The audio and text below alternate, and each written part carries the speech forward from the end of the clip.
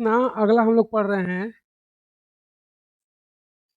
Back bond, देख लेंगे last में, या हिंदी में बोलते हैं पश्च आबंध। तो बैक बॉन्डिंग या पश्च आबंधन का हम लोग शर्त पढ़े थे।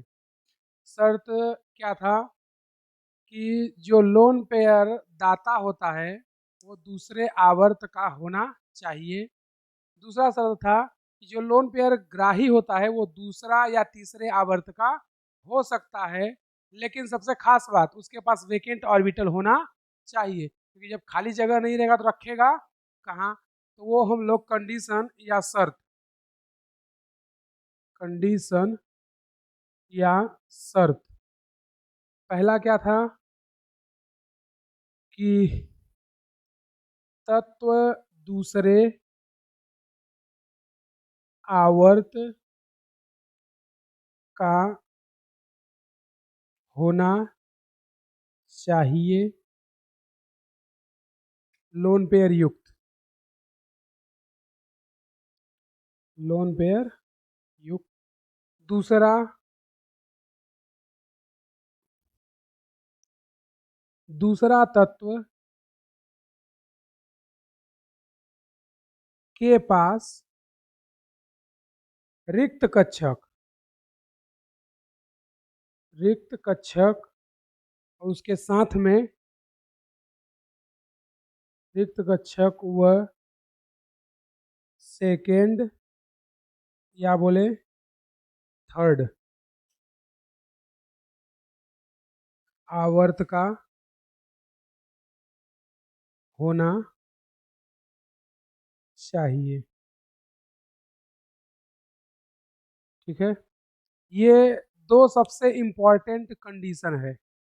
पहला क्या कि एक तत्व जिसके पास लोन पेयर होना चाहिए वो दूसरे आवर्त का ही होना चाहिए, क्योंकि तीसरे आवर्त वालों के पास भी लोन पेयर होता है। तो लोन पेयर युक्त यौगिक होना चाहिए, लेकिन वो दूसरे आवर्त का हो जो कि लोन पेयर डोनेट करेगा। ग्रहण करने वाला तीसरे या दूसरे आवर्त का हो सकता है, लेकिन सबसे खास उसकी खासियत क्या होनी चाहिए, ये चीज रिक्त कक्षक। अगर रिक्त कक्षक नहीं है तो वो चाहे दूसरे आवर्त को या तीसरे का, उससे कोई फर्क नहीं पड़ता, क्योंकि जब उसके पास खाली जगह नहीं रहेगा तो लोन पेयर को वो रखेगा कहाँ। तो उसके पास वो रिक्त कक्षक या खाली जगह होना जरूरी है। फिर उसके बाद तुम्हें इसी में एक पॉइंट बताए थे नोट डाल के कि lone pair donor Lewis base होते हैं और लोन पेयर एक्सेप्टर लुइस क्षार होते हैं, सॉरी लुइस एसिड होते हैं। तो एग्जाम्पल अगर हम लोग देखें, एग्जाम्पल जो कल हम लोग पढ़ रहे थे BF3, इसी को देखते हैं। तो देखना, हमने तुम लोगों को दिखाया था कि इसके पास कैसे वेकेंट ऑर्बिटल होता है, क्योंकि BF3 बनाने के बाद भी इसके पास एक पी कक्षक बचा है। अब वो पी का कोई भी हो सकता है, एक्स भी हो सकता है, वाई भी हो सकता है, जेड भी हो सकता है। तो एक जो इसके पास पी कक्षक बना है, बचा है, हम लोग क्या करते हैं, ये है बोरॉन, इधर पर एक फ्लोरीन, इधर पर एक फ्लोरीन और एक इधर फ्लोरीन, क्योंकि इसका संकरण क्या है sp2, और sp2 संकरण है तो संरचना कैसी होती है, त्रिकोणी समतली। ये कैसा है, त्रिकोणी समतली है। हम लोग इसकी स्ट्रक्चर बना दिए, लेकिन इसके पास एक रिक्त कक्षक है, और ये कौन है, पी कक्षक। पी का कोई भी हो सकता है, हम लोग स्पेसिफिक नहीं बोल सकते कि पी एक्स है या पी वाई है या पी जेड है, क्योंकि जब तुम लोग पढ़ोगे हुंड का नियम तो बोलता है कि इलेक्ट्रॉन किसी भी कक्षक से भरना या पेयरिंग करना स्टार्ट कर सकते हैं। जरूरी नहीं है कि पी एक्स से ही भरना या पेयरिंग करना स्टार्ट करे, वो पी वाई से भी कर सकता है, पी जेड से भी कर सकता है। तो ये एक पी कक्षक उसके पास खाली है, ये P X P Y P Z में से कोई भी एक हो सकता है। इस फ्लोरीन के पास क्या है, लोन पेयर होने के लिए तीनों के पास है, किसी एक को हम लोग देख लेते हैं। इस फ्लोरीन के पास कितना लोन पेयर, 3, लेकिन हमें जरूरत एक की है। तो ये जो लोन पेयर है उसके पहले देखोगे तो ये सभी बॉन्ड कैसे हैं, सिग्मा, ये सब कैसे हैं, सिग्मा बॉन्ड। ये अपना लोन पेयर इस पी कक्षक में दे देगा। तो जब ये अपना लोन पेयर पी कक्षक में देता है तो इसी को हम लोग क्या बोलते हैं, बैक बॉन्डिंग। इसी को क्या बोलते हैं, बैक बॉन्डिंग या पश्च आबंधन। अब जरूरी थोड़ी है कि यही फ्लोरीन दे, ये फ्लोरीन भी दे सकता है और ये फ्लोरीन भी दे सकता है। अगर ये देगा तो बंध यहाँ पे बनेगा, ये देगा तो बंध यहाँ पे बनेगा और ये देगा तो बंध यहाँ पर बनेगा। तो अगर हम लोग इसका एक वास्तविक और रियल स्ट्रक्चर बनाने की कोशिश करें तो देखना वो कुछ इस प्रकार से होगा। इधर फ्लोरीन, इधर भी फ्लोरीन और इधर भी फ्लोरीन, तीनों फ्लोरीन देंगे तो बंध कुछ इस प्रकार से होगा।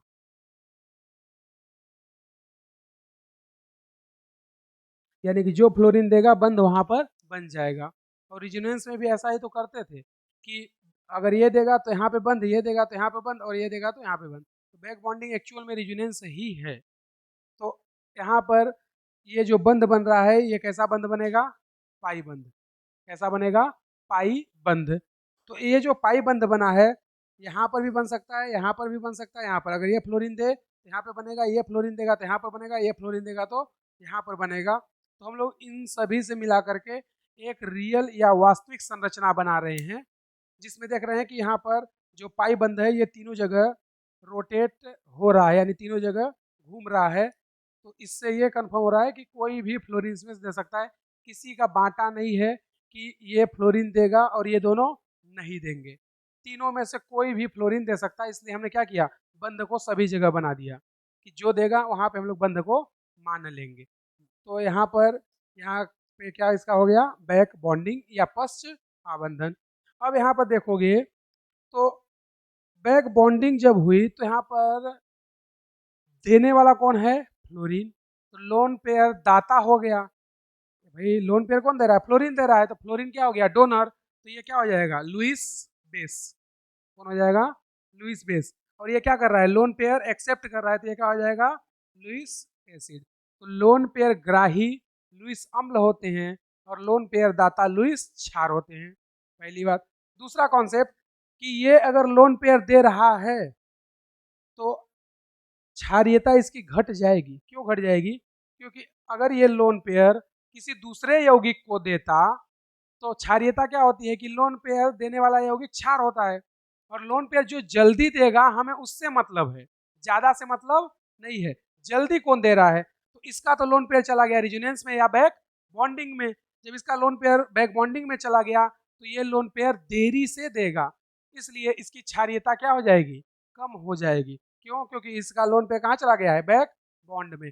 जब कभी भी लोन पेयर बैक बॉन्डिंग में या रिजोनेंस में चला जाता है तो उस यौगिक की क्षारीयता कम हो जाती है, क्योंकि लोन पेयर कहाँ चला गया है? अब बैक बॉन्ड या रिजोनेंस में। तो अगर कोई भी यौगिक रिजोनेंस में या बैक बॉन्ड में चला गया और उसके पास लोन पेयर है तो उसकी क्षारीयता घट जाएगी। समझे? तो इतना नोट करना। फिर उसका क्षारीयता का क्रम भी देखते हैं, बैक बॉन्डिंग का क्रम भी देखते हैं कि किसमें बैक बॉन्डिंग ज्यादा होगी। और अच्छा, कंडीशन की अगर बात करें तो देखो यहाँ पे लिखा है कि एक तत्व तो है जो दूसरे आवर्त का होना चाहिए। तो फ्लोरीन दूसरे आवर्त का होता है। जो लोन पेयर ले रहा है दूसरे तत्व के पास रिक्त कक्षक है, वो है दूसरे या तीसरे आवर्त का हो सकता है। तो बोरान भी दूसरे आवर्त का ही होता है। तो देने वाला हमेशा दूसरे पीरियड का होगा, लेकिन लेने वाला दूसरा या तीसरे पीरियड का हो सकता है। खास क्या होना चाहिए उसके पास? रिक्त कक्षक। अगर रिक्त कक्षक नहीं है तो फिर लोन पेयर हम लोग नहीं दे सकते हैं।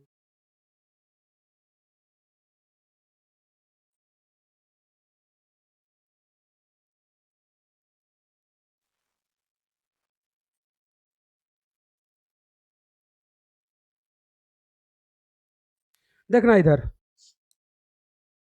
हम लोग जब तक बैक बॉन्डिंग नहीं पढ़े थे, ठीक है, अगर सिर्फ BF3 में बोरान फ्लोरीन बंध लंबाई की बात करें तो जब तक हम लोग बैक बॉन्डिंग के बारे में नहीं पता था तो बोरान और फ्लोरीन की जो बंध लंबाई थी वो क्या थी? ज़्यादा थी। यानी कि हम लोग ऐसा सिद्धांत पढ़े थे। भाई जब तक हमें बैक बॉन्डिंग के बारे में पता नहीं था, हमें पता था कि ऐसा होता है। तो अगर सैद्धांतिक बात करें या थ्योरेटिकल तो बोरान और फ्लोरीन की बंध लंबाई ज़्यादा होगी।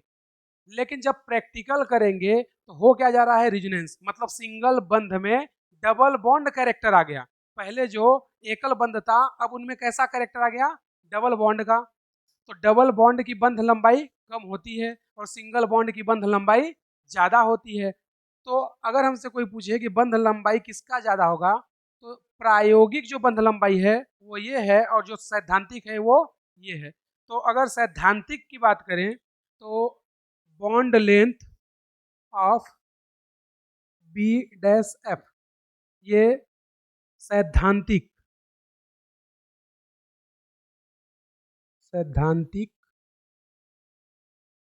का ज़्यादा होगा bond length of B F प्रायोगिक से, क्योंकि प्रायोगिक में हमें क्या पता चला कि उसमें क्या हो गया है, बैक बॉन्डिंग या रिजोनेंस। तो रिजोनेंस होने के कारण सिंगल बंध में डबल बंध के कैरेक्टर आ गए, इसलिए बंध लंबाई घट गई। अगला बात करते हैं बैक बॉन्ड का क्रम या ऑर्डर ऑफ बैक बॉन्डिंग, बीबी का क्रम। ठीक है, तो अगर हम लोग बैक बॉन्डिंग के क्रम की बात करें तो देखना सबसे पहले कौन सी बैक बॉन्डिंग होगी, ये भी 2p और ये भी 2p। तो 2p कक्षक में जो बैक बॉन्डिंग होगी क्या होगा, 2p पाई 2p पाई। तो पहला जो बनेगा वो बनेगा 2p पाई 2p पाई, मतलब लोन पेयर दाता भी दूसरे आवर्त का हो और पी कक्षक का हो, और लोन पेयर ग्राही भी दूसरे आवर्त का हो और पी कक्षक का हो। तो वही तो है, यहाँ पे दाता भी 2p है और ग्राही भी 2p है, तो यहाँ पर जो पाई बनेगा वो 2p पाई 2p पाई।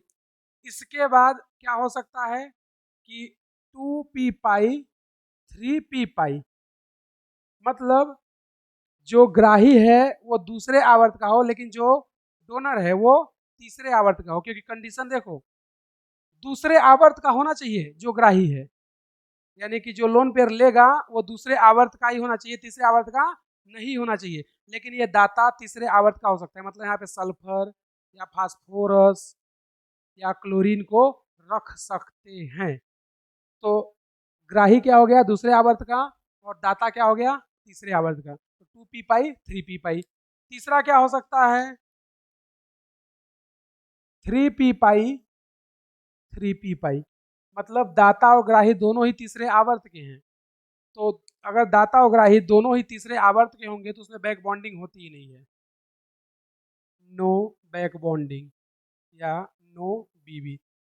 तो कंडीशन तो हमारा ये होना चाहिए, दूसरे आवर्त का होना चाहिए एक, और एक भी कौन, ग्राही। तो यहाँ पर तो दोनों ही तीसरे आवर्त के हो गए, दाता भी और ग्राही भी। तो अगर दाता ग्राही दोनों तीसरे आवर्त के हैं तो बैक बॉन्डिंग वहाँ नहीं होगी। ये वाली बैक बॉन्डिंग सबसे स्ट्रांग होती है, स्ट्रांग बैक बॉन्डिंग, और ये वाली थोड़ा वीक होती है, वीक बैक बॉन्डिंग। इसमें एक और आता है 2p पाई 3d पाई, इन्हीं के बीच में एक और आता है कौन, 2p पाई 3d पाई।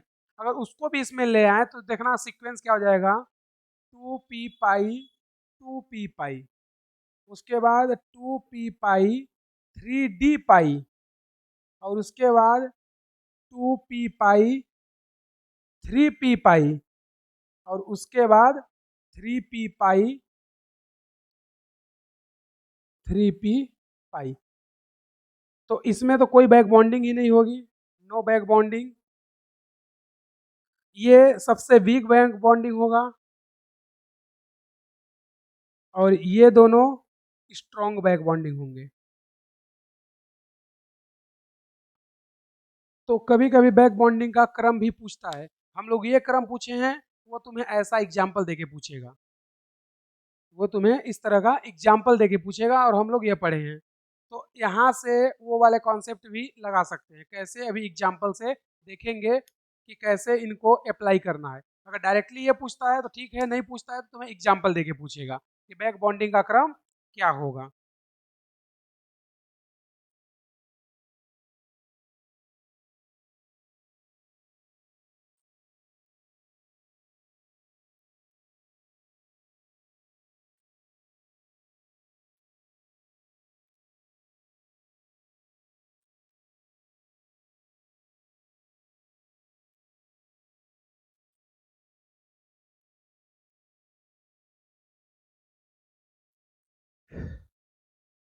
देखना अगला हम लोग एग्जाम्पल ले रहे हैं, दूसरा नंबर,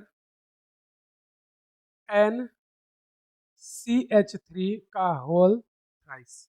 ठीक है, तो ये हो गया नाइट्रोजन, इधर पर ये CH3, इधर पर ये CH3 और तीसरा ये CH3।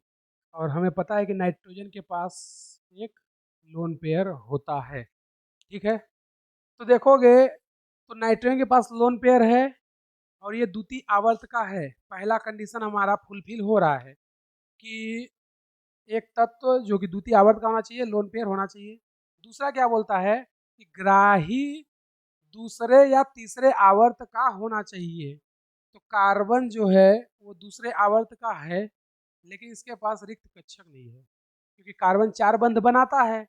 4 बना चुका, 3 हाइड्रोजन के साथ और 1 नाइट्रोजन के साथ, तो 4 बंध कार्बन का पूरा हो चुका। अब इसके पास रिक्त कक्षक भी नहीं बचे हैं, और जब रिक्त कक्षक नहीं बचे हैं तो देने वाला तैयार है लेकिन रखने वाले के पास जगह नहीं है, तो बैक बॉन्डिंग यहाँ नहीं होगी। तो यहाँ पर लिख सकते हैं नो BB या नो बैक बॉन्डिंग। कारण क्या बताएंगे? कार्बन के पास रिक्त कक्षक नहीं है या रिक्त कक्षक अनुपस्थित है, रिक्त कक्षक एब्सेंट है। अब अगला, इसका संकरण, नाइट्रोजन का संकरण क्या होगा?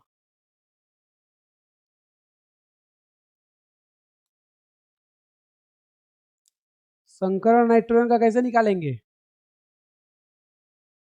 तो हमने बताया था संकरण निकालने का तरीका कि जितने सिग्मा हैं और प्लस लोन पेयर, तो 3 सिग्मा और 1 लोन पेयर आया कितना? 4। 4 का मतलब sp3। और ये संरचना कैसी है? पिरामिडी। तो अगर संरचना पिरामिडी है, पिरामिडी, तो बंध कोण कितना? 107 डिग्री, अमोनिया के जैसे। लेकिन इसी के रिस्पेक्ट में दूसरा एक एग्जांपल लेते हैं, NSiH3 का होल थ्राइस। ठीक है, तो इसकी भी स्ट्रक्चर को बना देते हैं। ये नाइट्रोजन, इधर पर SiH3, इधर पर भी SiH3 और इधर पर भी SiH3, और नाइट्रोजन के पास एक लोन पेयर। तो देने वाले के पास लोन पेयर है, दूसरे आवर्त का है। लेने वाला सिलिकॉन है, तीसरे आवर्त का है, और तीसरे आवर्त वालों के पास रिक्त कक्षक होता है। तीसरे आवर्त वालों के पास रिक्त कक्षक होता है। तो नाइट्रोजन क्या करेगा? अपना लोन पेयर दे देगा।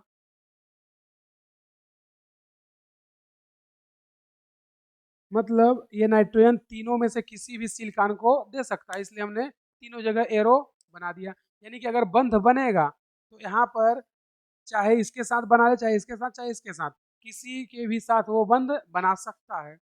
अगर हम लोग इसके संकरण की बात करें तो अब इसका संकरण क्या आएगा? इसका संकरण अब sp2 हो जाएगा। क्यों? क्योंकि अगर कभी भी लोन पेयर रिजोनेंस में या बैक बॉन्डिंग में चला जाता है तो लोन पेयर को संकरण में काउंट नहीं करते हैं। जबकि इसका देखोगे तो इसका लोन पेयर काउंट किए थे, 3 सिग्मा प्लस 1 लोन पेयर, तो संकरण आया था sp3। लेकिन इसका लोन पेयर कहाँ चला गया?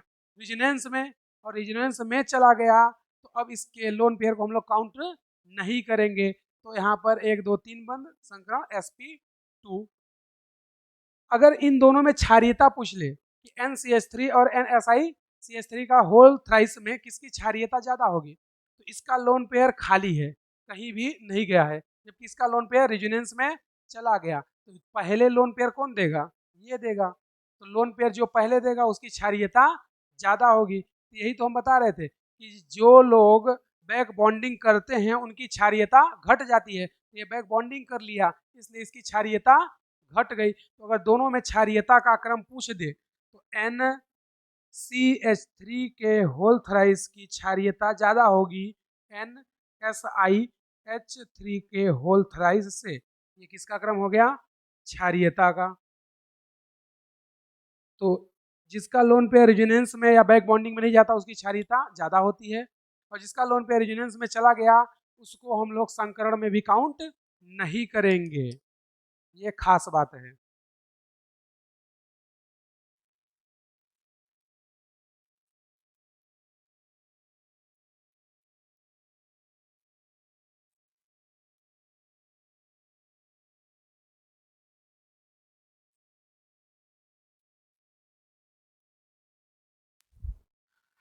ओ CH3 का होल थ्राइस, ओ CH3 का होल थ्राइस। चौथा, ओ SiH3 का होल थ्राइस, ओ SiH3 का होल थ्राइस।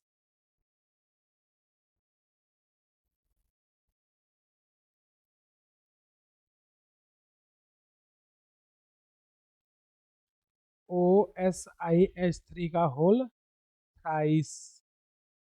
अगला NH3, अगला NH3। उसके बाद अगला NF3,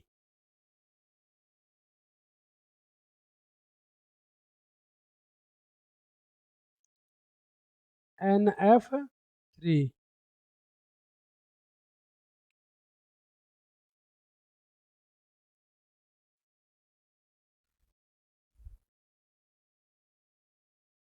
लिखे और लिख लेना BH3,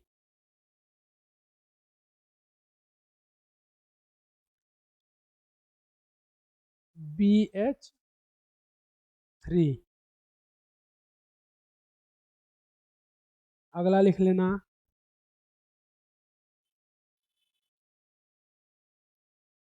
PCl3,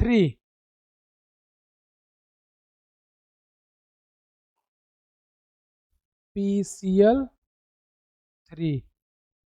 अगला BCl3,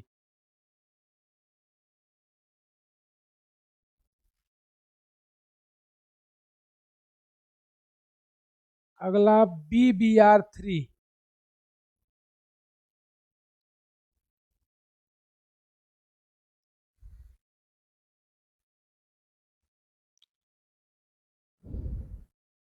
और CF3, CF3। अगला CCl2,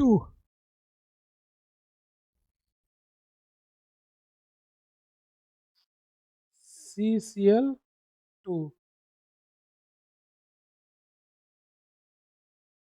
बस इतना सॉल्व करके बताओ। एग्जाम्पल चौथा था, चौथा क्या था? OCH3 का होल थ्राइस। पांचवा क्या था? OSiH3 का होल थ्राइस। छठवां क्या था? NH3। सातवां NF3। आठवां BH3। नौवां BCl3। और 10वां PCl3। 11वां BBr3। CF3। यहीं पे लिख देते हैं CCl2। यही है। चलो आ जाओ चेक करते हैं किस में बैक बॉन्डिंग होगी किस में नहीं होगी। सबसे पहला ऑक्सीजन के पास लोन पेयर है और ये दूसरे आवर्त का है। एक कंडीशन हमारी फुलफिल हो गई। दूसरा, लेने वाले के पास रिक्त कक्षक होना चाहिए और वो दूसरे या तीसरे आवर्त का। दूसरे आवर्त का कार्बन होता है, ठीक है, लेकिन इसके पास रिक्त कक्षक नहीं है, क्योंकि 3 बंध हाइड्रोजन से बना चुका है और 1 ऑक्सीजन से, तो यानी कि यहाँ पर नो बैक बॉन्डिंग, यानी कि इसके पास, कार्बन के पास रिक्त कक्षक क्या है, अनुपस्थित है, रिक्त कक्षक एब्सेंट। अगला OSiH3 लोन पेयर इसके पास है, दूसरे आवर्त का है, बिल्कुल। सिलिकॉन, सिलिकॉन को देखें तो सिलिकॉन जो है तीसरे आवर्त का है, लेकिन रिक्त कक्षक नहीं है सिलिकॉन के पास। सिलिकॉन के पास अब रिक्त कक्षक नहीं है। क्यों नहीं है? अरे अगर डी होता तो फिर कार्बन के पास भी तो होता डी, या कार्बन से नीचे वालों के पास। इसके पास डी क्यों नहीं है? क्योंकि ऑक्सीजन पहले ही अपना लोन पेयर एक दे चुका है इसको। क्योंकि देखो, तुम लोग देखोगे एग्जाम्पल, H2O बना, ठीक है, H3O पॉजिटिव बना, ये भी ठीक है, उसके बाद आगे हम नहीं बना सकते। H4O पॉजिटिव नहीं बना सकते, यानी कि ऑक्सीजन 3 बंध बना सकता है, तो यहाँ भी 3 बन चुका है, यानी कि एक लोन पेयर वो पहले से ही दे चुका है, एक लोन पेयर ये पहले ही अपना दे चुका है, तभी तो ये 3 SiH3 इसके पास जुड़े हैं। भाई अगर इसकी संरचना को बनाओगे, ये ऑक्सीजन, इधर पर SiH3, ये भी SiH3, 2 बंध बन गया। तीसरे में क्या किया होगा? ये अपना लोन पेयर दान कर दिया होगा SiH3 को, तभी तो 3 बंध बना है। अब चौथा बंध पॉसिबल नहीं है, चौथा भी इसके पास पॉसिबल नहीं है, इसलिए इसमें भी बैक बॉन्डिंग नहीं होगी, no back bonding, vacant orbital absent, और ऑक्सीजन 4 बंध बनाता भी नहीं है। भाई ऑक्सीजन कभी 4 बंध बनाता है? कभी देखे हो ही नहीं सकता, पॉसिबल ही नहीं है। अगला अमोनिया NH3, तो चलो नाइट्रोजन के पास लोन पेयर है, कोई दिक्कत नहीं है, जो देने वाला है वो दूसरे आवर्त का है, ठीक है।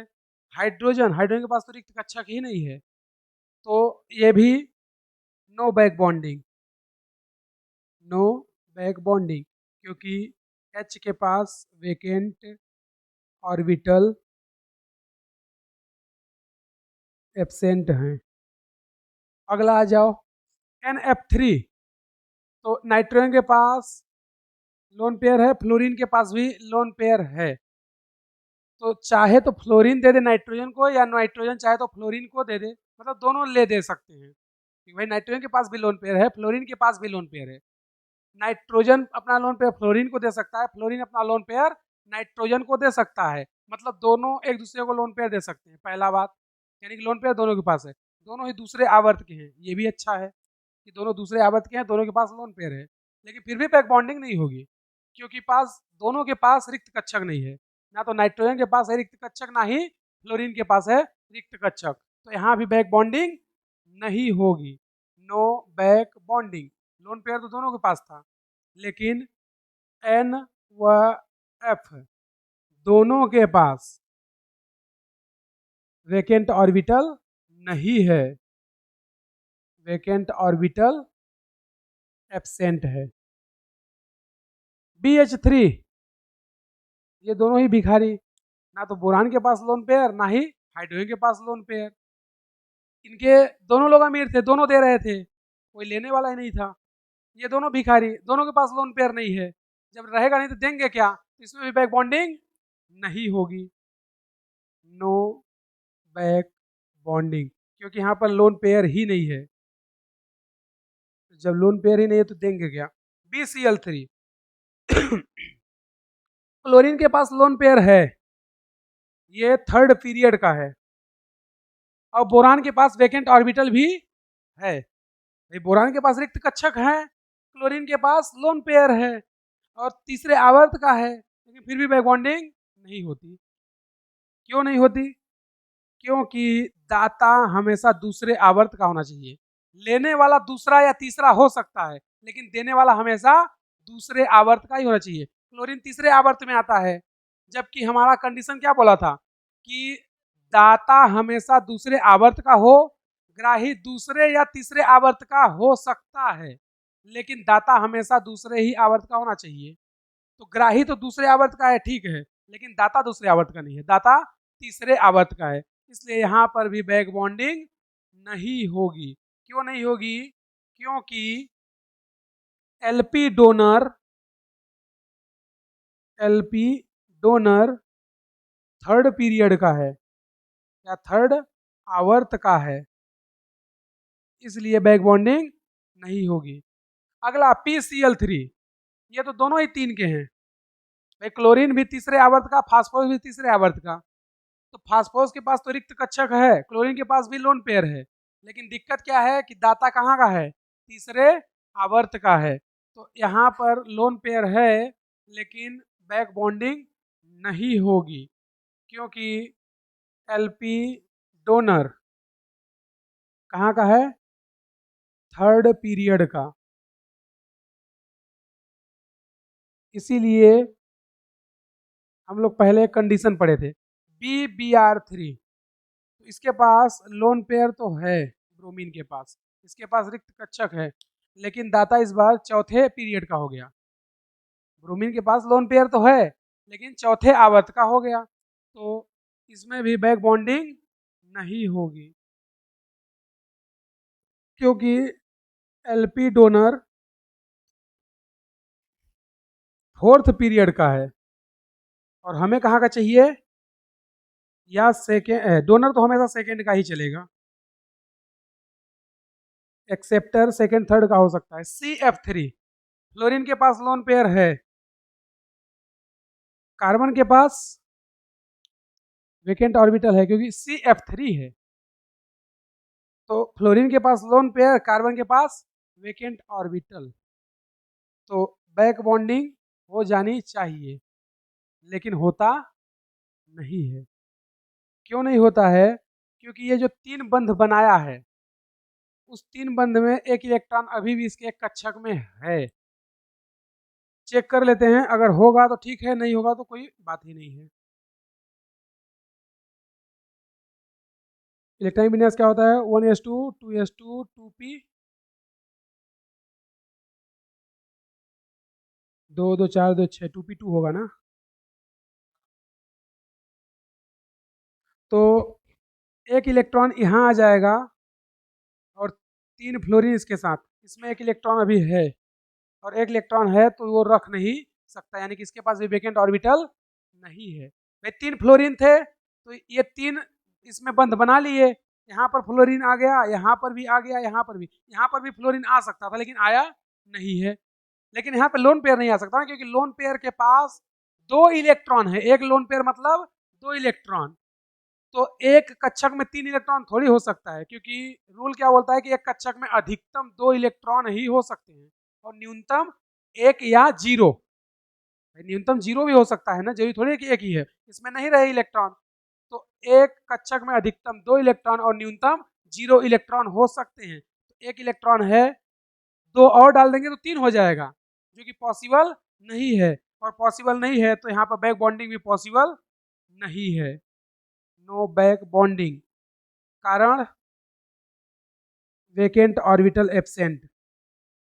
कारण जानना सबसे ज्यादा जरूरी है।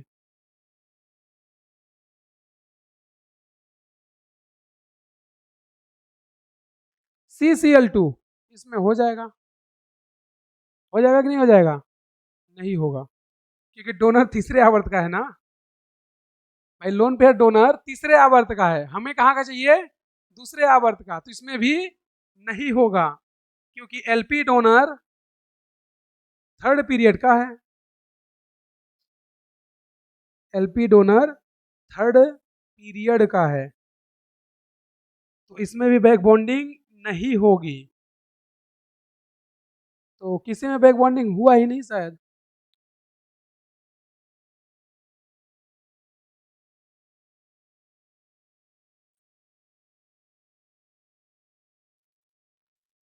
लुईस छार, शॉर्ट में बोलते हैं LB, लुईस बेस।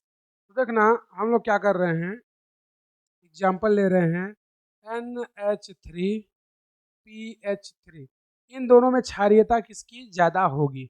ठीक है, तो लोन पेयर दोनों के पास हैं, नाइट्रोजन के पास भी लोन पेयर होता है और फास्फोरस के पास भी लोन पेयर होता है। दोनों में बैक बॉन्डिंग भी नहीं है, दोनों में बैक बॉन्डिंग नहीं है, क्योंकि नाइट्रोजन के पास लोन पेयर है, फास्फोरस का भी लोन पेयर है, लेकिन हाइड्रोजन के पास रिक्त कक्षक नहीं है। तो बैक बॉन्डिंग दोनों में नहीं है, लेकिन लोन पेयर दोनों के पास है। तो दोनों के पास लोन पेयर है,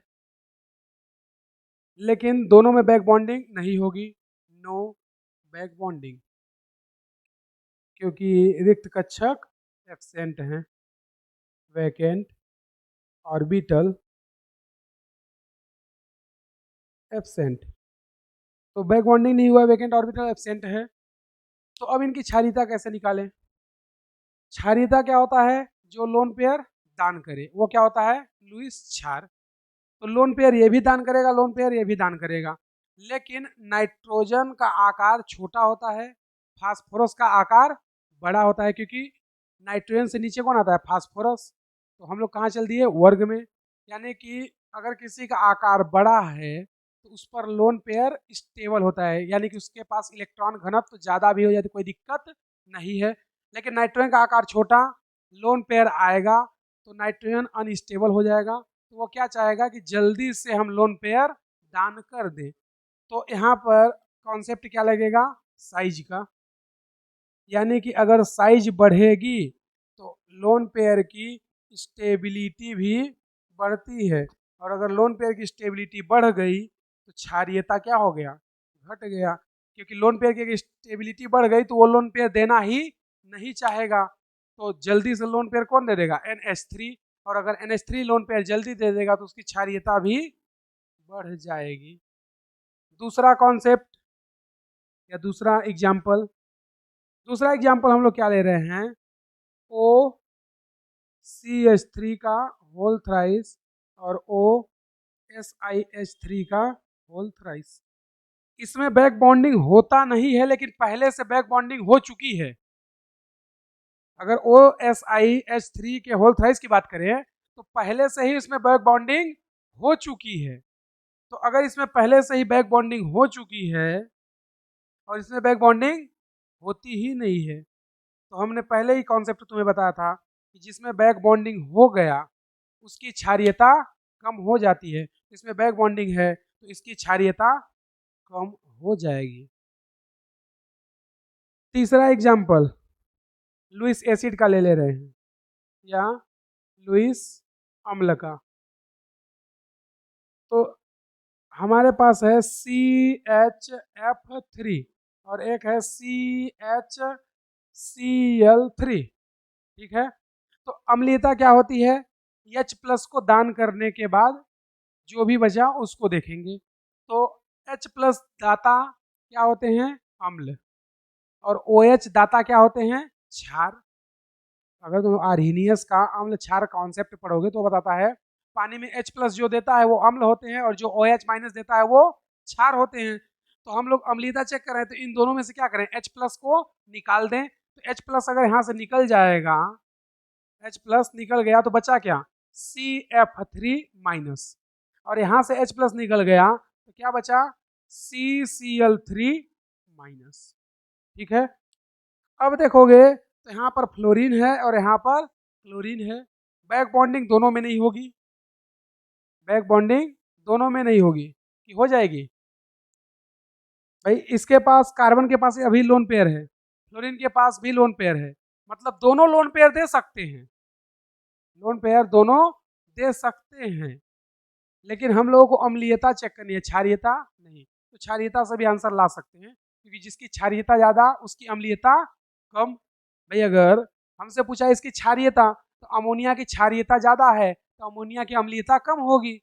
अगर इसी में अम्लीयता पूछ दे तो PH3 की अम्लीयता ज़्यादा हो जाएगी और इसकी अम्लीयता कम हो जाएगी। तो यहाँ पर देखें तो इन दोनों में लोन पेयर दोनों के पास है, दोनों ही दे सकते हैं, लेकिन फ्लोरीन के पास रिक्त कक्षक नहीं है। यहाँ पर कार्बन के पास लोन पेयर है और क्लोरीन के पास रिक्त कक्षक है, यानी कि यहाँ पर बैक बॉन्डिंग हो जाएगी, यहाँ पर बैक बॉन्डिंग हो जाएगी और यहाँ पर बैक बॉन्डिंग नहीं होगी। और अगर बैक बॉन्डिंग हो जा रही है यहाँ पर तो इसकी क्षारीयता क्या हो जाएगी? कम। अगर इसकी क्षारीयता कम है तो अम्लीयता क्या होगी? ज़्यादा। तो इसकी अम्लीयता ज़्यादा हो गई। और उससे नहीं समझ सकते तो दूसरा कॉन्सेप्ट भी बता सकते हैं।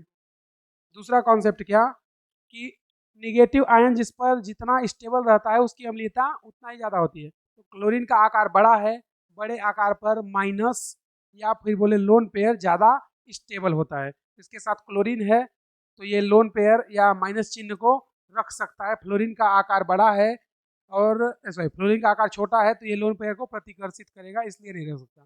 तो चाहे बैक बॉन्डिंग के कॉन्सेप्ट से रख लो या कि फिर साइज के कॉन्सेप्ट से, दोनों से ही आंसर सेम आएगा। तो अगर बैक बॉन्डिंग के कॉन्सेप्ट से रखोगे तो जिसका बैक बॉन्डिंग हो गया उसकी क्षारीयता ज़्यादा और सॉरी उसकी क्षारीयता कम तो उसकी अम्लीयता ज़्यादा, इसलिए इसकी अम्लीयता ज़्यादा होगी और इसकी अम्लीयता कम होगी। तो बैक बॉन्डिंग में क्षारीयता घटती है तो अम्लीयता बढ़ती है।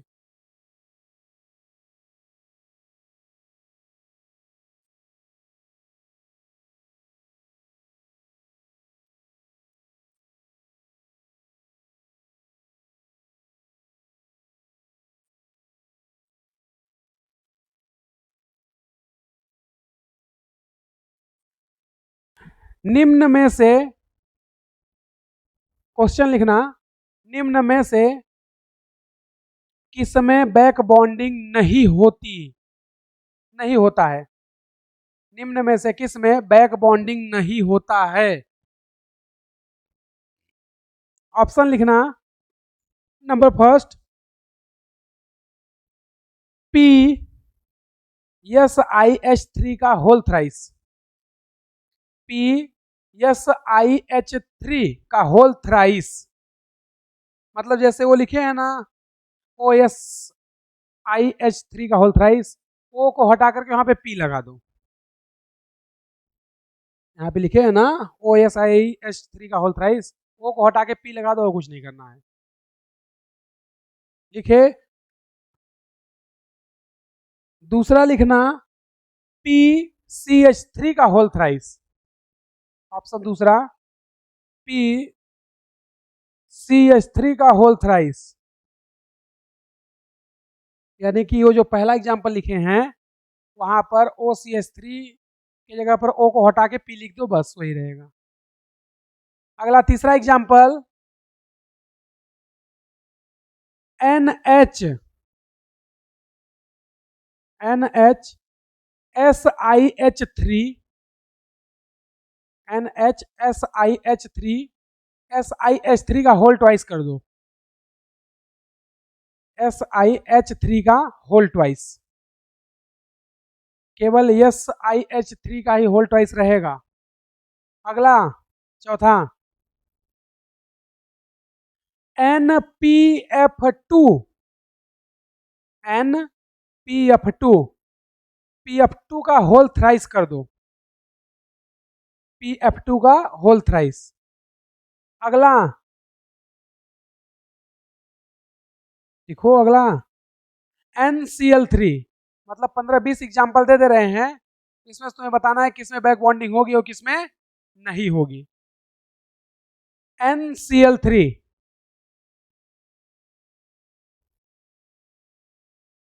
अगला NH2 SiH3, एक में ही रहेगा पूरा, NH2 SiH3,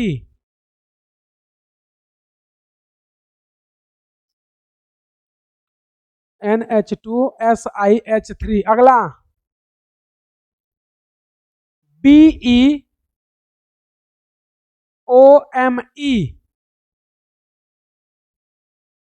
capital O capital M small e, BeOMe, OMe का होल ट्वाइस कर दो, OMe का होल ट्वाइस, मतलब समझ रहे हो किसकी बात कर रहा है?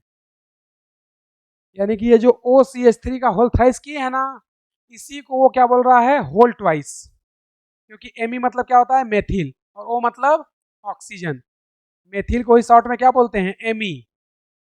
अगला लिखना NF3, NF3। अगला लिखना BF4 की पावर -1, BF4 की पावर -1। AlCl3, AlCl3। अगला PF3, हाँ, AlCl3। अगला PF3। अगला PCl3। अगला B3PF3, PF3। उसके बाद PCl3। उसके बाद B3N3H6, B3N3H6 पूरा एक साथ रहेगा, B3N3H6। ब्रैकेट में इसका नाम लिख लेना। इसको बोलते हैं इनऑर्गेनिक बेंजीन, या इसी को बोलते हैं बोराजीन। B3N3H6 को बोलते हैं इनऑर्गेनिक बेंजीन, या इसी का दूसरा नाम क्या है, बोराजीन।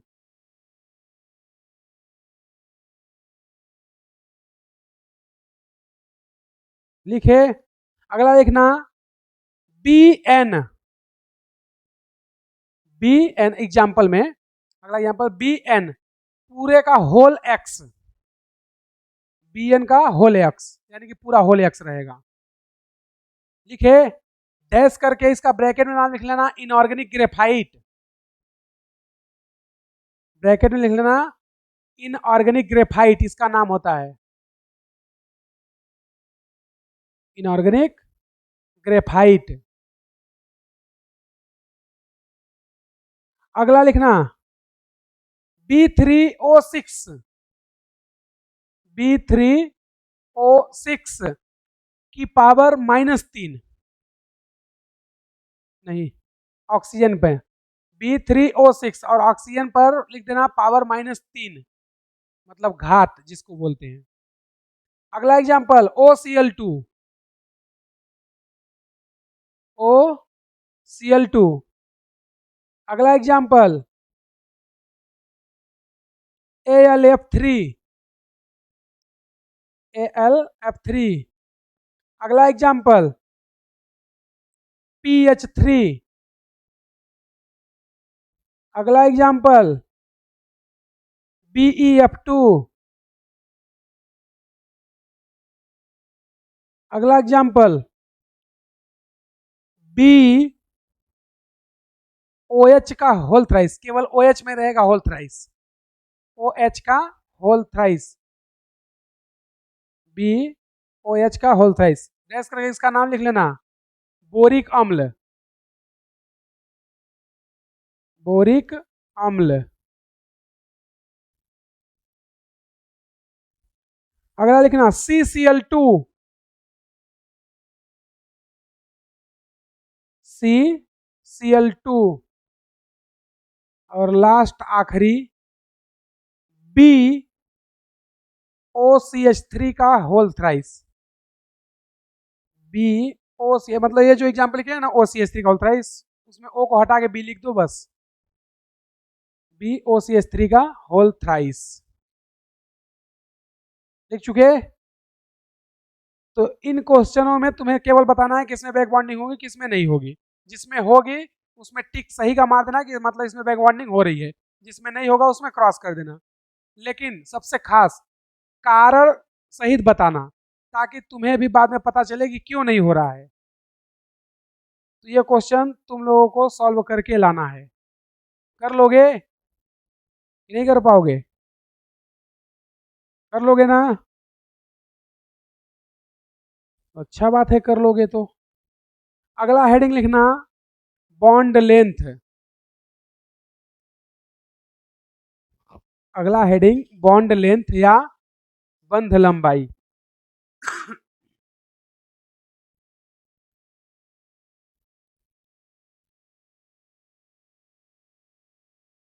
बॉन्ड लेंथ या बंध लंबाई।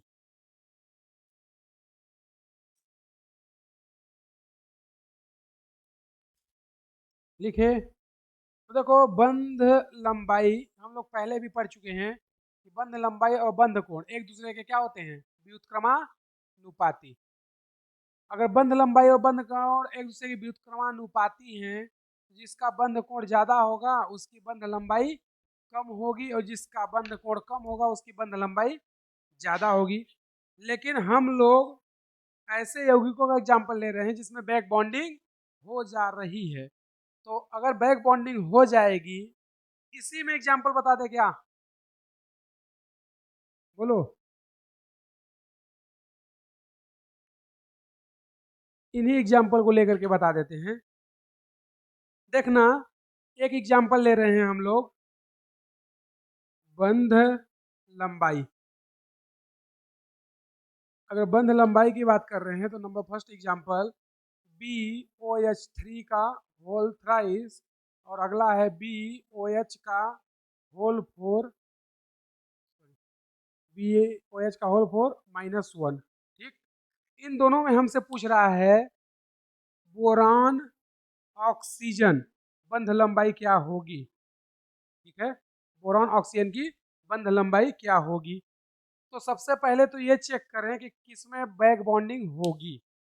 तो BOH का होल थ्राइस, इसमें बैक बॉन्डिंग हो जाएगी। क्यों हो जाएगी? क्योंकि ऑक्सीजन लोन पेयर डोनर है और बोरान के पास रिक्त कक्षक है, और जो डोनर है वो दूसरे आवर्त का है। भाई ऑक्सीजन दूसरे आवर्त का होता है तो बैक बॉन्डिंग हो गई। इसमें डोनर तो है लेकिन रिक्त कक्षक नहीं है, क्योंकि 4 बंध बोरान बना चुका ना, अब 4 से ज्यादा नहीं बना सकता। और हमने तुम लोगों को कॉन्सेप्ट में पढ़ाए थे कि दूसरे आवर्त के तत्व तो अधिकतम 4 बंध और तीसरे आवर्त के तत्व तो 6 बंध बना सकते हैं। तो ये दूसरे आवर्त का है, ये 3 बना चुका है, एक और बना लेगा। लेकिन ये 4 बना चुका है, लिखा है ना OH का होल 4, तो 4 बना चुका, यानी कि अब इसके पास रिक्त कक्षक नहीं है, तो इसमें बैक बॉन्डिंग नहीं होगी, नो बैक बॉन्डिंग। और अगर बैक बॉन्डिंग नहीं हो रही है तो इसमें बैक बॉन्डिंग हुई तो इसमें द्विबंध लक्षण आएंगे, और द्विबंध लक्षण आएंगे तो बंध लंबाई कम हो जाएगी। तो यही तो हमसे पूछा है, यानी कि इसकी बंध लंबाई ज्यादा होगी और उसकी कम होगी। यानी जिसमें बैक बॉन्डिंग नहीं होता है उसकी बंध लंबाई ज्यादा होती है, जिसमें बैक बॉन्डिंग हो जाता है उसकी बंध लंबाई कम होती है। अगर इनमें पूछे कि ऑक्सीजन कार्बन या फिर ऑक्सीजन सिलिकॉन की बंध लंबाई क्या होगी, इसमें भी बता सकते हैं। इसमें बैक बॉन्डिंग हो रही है और इसमें नहीं हो रही है, तो बंध बंध लंबाई किसकी ज्यादा होगी? अच्छा, ये तो वही है। इसमें भी बता सकते हैं, इसमें भी हम लोग बता सकते हैं। नंबर तीसरा, इसमें बैक बॉन्डिंग हो रहा है, इसकी बंध लंबाई कम और इसकी बंध लंबाई ज़्यादा। बस यही है बंध लंबाई। कॉन्सेप्ट इससे भी कर सकते हो, हमारा दूसरा कॉन्सेप्ट भी है, bond angle inversely proportional bond length, इससे भी कर लो। भाई जिसका, अगर इसका संकर देखोगे, इसका संकर क्या आएगा? sp2। इसका क्या आएगा? sp3। क्यों? क्योंकि इसका जो लोन पेयर था वो कहाँ चला गया? बैक बॉन्ड में, तो संकरण क्या हो गया? sp2। उससे भी कर सकते हैं, संकरण से भी। इसका संकरण sp2 और इसका संकरण sp3। sp3 का बंध कोण 109 डिग्री और 28 मिनट। इसका बंध कोण 120 डिग्री। जिसका बंध कोण ज्यादा उसकी लंबाई कम, वही तो है। इसका कोण ज्यादा है तो लंबाई कम है। इसका बंध कोण 120 है तो बंध कोण ज्यादा है तो लंबाई कम है, तो वही तो लिखे हैं, बंध कोण इनवर्सली प्रोपोर्शनल बॉन्ड लेंथ। तो उस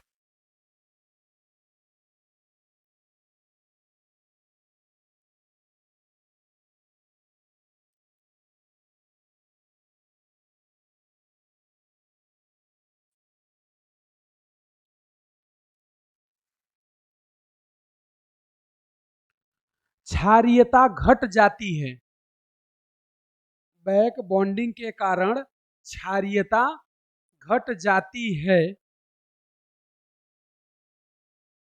क्योंकि क्योंकि लोन पेयर अनुनाद में चले जाते हैं, क्योंकि लोन पेयर अनुनाद में चले जाते हैं,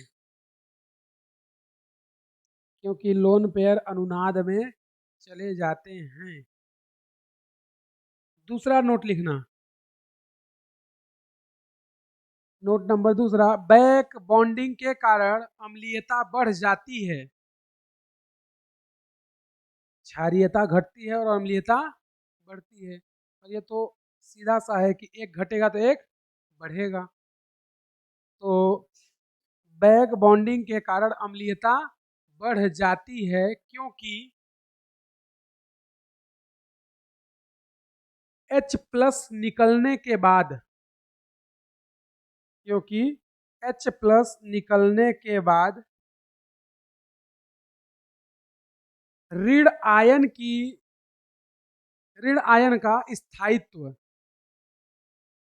ऋण आयन का स्थायित्व बढ़ जाता है। ऋण आयन का स्थायित्व बढ़ जाता है।